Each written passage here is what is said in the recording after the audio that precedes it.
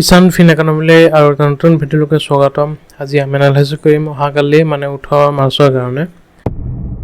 আজি মাৰ্কেটখন খুলিছে ৰাতিপুৱা গেপ আপত আৰু গেপ আপ খুলি পেলাই ডাঙৰ এডাল কেণ্ডেল ফৰ্ম কৰিছে, ডেট ইজ অলমষ্ট আপোনাৰ 200 পইণ্টছ মানৰ। এইটো 360ৰ পৰা এৰাউণ্ড 560 লৈকে। তাৰপিছত অলপমান ৰিট্ৰেচমেণ্ট লৈছিল প্ৰায় 130 পইণ্টছ মানৰ, আকৌ লাষ্টলৈকে 500ৰ ওপৰতে ক্ল'জ হৈছে। চ' ইয়াৰ মিনিং এইটো যে মাৰ্কেটখন এতিয়া ৰেঞ্জ বাউণ্ডত আছে, সেই যিটো 350 লেভেল আৰু ওপৰৰ হাই ৰেঞ্জ কিমান এৰাউণ্ড 550। চ' এইটোৱে এতিয়া মাৰ্কেটত অহাকালি কি হ'ব এইটো ডাইৰেক্টলি কোৱা অলপমান দিগদাৰ, কিন্তু মই এটা বস্তু জনাওঁ, অপশ্যন চেইন এনালাইচিছত কল ৰাইটাৰ্ছ আজি ফাৰ্ষ্ট টাইম 18,000 কোৱান্টিটিজ গুচি গৈছে, বাট সেইখিনি একে টাইমতে 22,500ৰ ৰাইটিং হৈছে, এইবোৰ হৈছে আৰু 700 to 40,000 900 800 এইবোৰতো আছেই, বাট দিছ ইজ অনলি এতিয়া হেডজিঙৰ কাৰণে। নেক্সট হৈছে পুট ৰাইটিঙতো আজি ভালেখিনিয়ে ৰাইটিং হৈছে আপ টু 22,500লৈকে। চ' দিছ ইজ মানে এনেকুৱা মানে বুলিছনেছৰ এটা মানে বুলিছ হ'ব বুলি মাৰ্কেটখনে এটা উমান এটা পাই আছে। চ' অহাকালি এটা যে ডাঙৰ মুভমেণ্ট আহিব সেইটো প্ৰায় নিশ্চিত।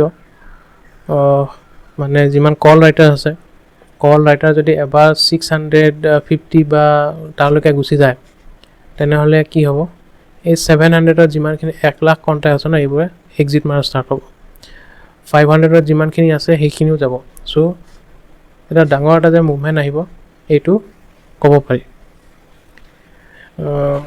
বা যদি বাই চান্স তললৈকে আহে তেনেহ'লে সেয়াকেই যিমানখিনি ৰাইটিং হৈ আছিল, পুট ৰাইটিং আছিল, সেইখিনি তলত আহিব।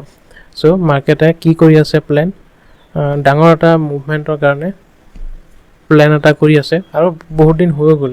সেই লাষ্ট 4 মাৰ্চৰ পৰা এটা মুভমেণ্ট হৈছিল আপোনাৰ 6 মাৰ্চলৈকে, 6 মাৰ্চৰ পৰা আজি 17 মাৰ্চ 10 দিন কনচলিডেট কৰি আছে। চ' এটা যে নেক্সট মুভ আহিব লগা আছে এইটো আহিবই, তাতে চেনচেক্সৰ এক্সপায়াৰী। চ' এটা ডাঙৰ মুভমেণ্ট আমি এক্সপেক্ট কৰি আছোঁ। এতিয়া ট্ৰেডিং প্লেন কি হ'ব, ট্ৰেডিং প্লেন হৈছে কি, যদি বাই চান্স কালি যদি ডাঙৰ মুভটো আহি যায়, আমি 3টা বজাৰ পিছত নেক্সট ডে কি হয় BTST বা যি কৰিব লাগে সেইটো কৰিম। 3টা বজাৰ পিছত যদি ওপৰৰ ফালে যায় তেনেহ'লে নেক্সট ডে গেপ আপ এটা হোৱাৰ চান্স আছে, আৰু 3 বজালৈকে যদি মাৰ্কেট তললৈকে থাকে তেনেহ'লে নেক্সট ডে ফ'ল' আপ এডাল ৰেড কেণ্ডেল আহিবই। So' we are playing on date.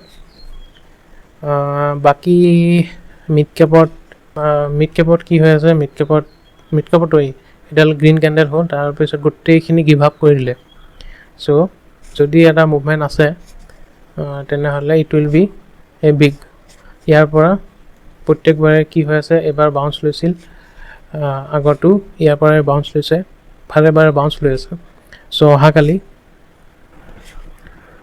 চান্সেছ আছে বাউন্স এটা লোৱা।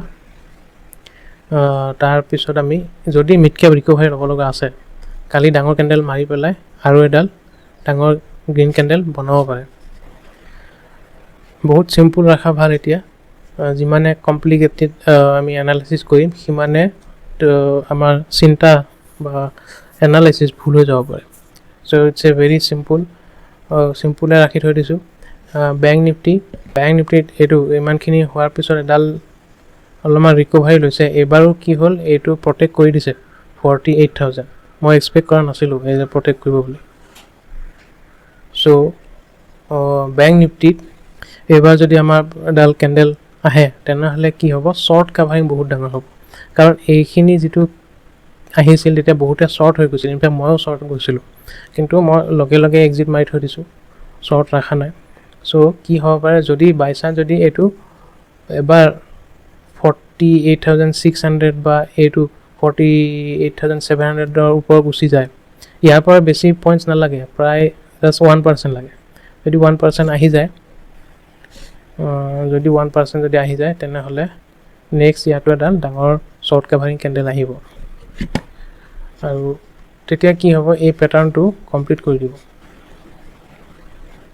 চ' গোটেইখিনি এনেকুৱাই মাৰ্কেটখন এটা ডাঙৰ মুভমেণ্টৰ কাৰণে প্ৰিপেয়াৰ হৈ আছে। যিমানে আপুনি প্ৰটেক্ট কৰিব খোজে, যিমানে কনফাৰ্মেশ্যন ল'ব খোজে, সিমানে আপুনি কি হ'ব, সিমানে আপোনাৰ লাভ হ'ব। কাৰণ কোনফালে আহে ক'ব নোৱাৰি, যদি আহে ডাঙৰ আহিব, যদি আপুনি কনফাৰ্ম নহয় পেলাই যদি ট্ৰেড লৈ লয় তেনেহ'লে ষ্টপ লছো ডাঙৰ হ'ব আৰু লগতে লছো বেছি হ'ব। চ' তাতকৈ আমি কি কৰিম 3টা বজাত আমি চাম কি কোনফালে গতি কৰে। যদি মাৰ্কেটখন যদি ডাঙৰ মুভমেণ্ট দি দিয়ে তেনেহ'লে নেক্সট ডে গেপ আপ বা গেপ ডাউনৰ কাৰণে আমি ট্ৰাই কৰিম। সেইটোৱে ভিডিঅ' ইমানখিনিয়ে। Thank U.